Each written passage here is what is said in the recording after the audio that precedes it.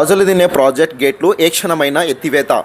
హంద్రీ నది పరివాహక ప్రాంత ప్రజలు అప్రమత్తంగా ఉండాలి. తహసీల్దార్ రాజేశ్వరి, ప్రాజెక్ట్ డి సుబ్బరాయుడు. కర్నూలు జిల్లాకు జీవననాడిగా ఉన్న గాజులు దినే ప్రాజెక్ట్ సంజీవయ్య సాగర్కు జలకళ సంతరించుకుంటుంది. భారీగా కురుస్తున్న వర్షాలతో ప్రాజెక్టు నిండకుండలా కనిపిస్తుంది.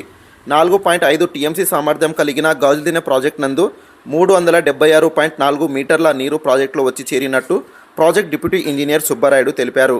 376.6 మీటర్లు మరో 2 ఇంచులు నీరు వచ్చి చేరితే ఏ క్షణమైన గాజులు తినే ప్రాజెక్ట్ గేట్లు ఎత్తివేతకు సిద్ధమవుతున్నట్లు అధికారులు తెలిపారు. కావున హంద్రీ నది పరివాహక ప్రాంతాల్లో ప్రజలు అప్రమత్తంగా ఉండాలని గోనెగండ్ల మండల తహసీల్దార్ రాజేశ్వరి మీడియాతో తెలిపారు.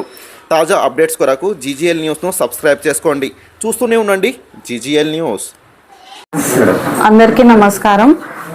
ముఖ్యంగా గాజులు తిన్న ప్రాజెక్ట్ మనకి FTL వచ్చేసి 377 అడుగులు ఉంది. అందులో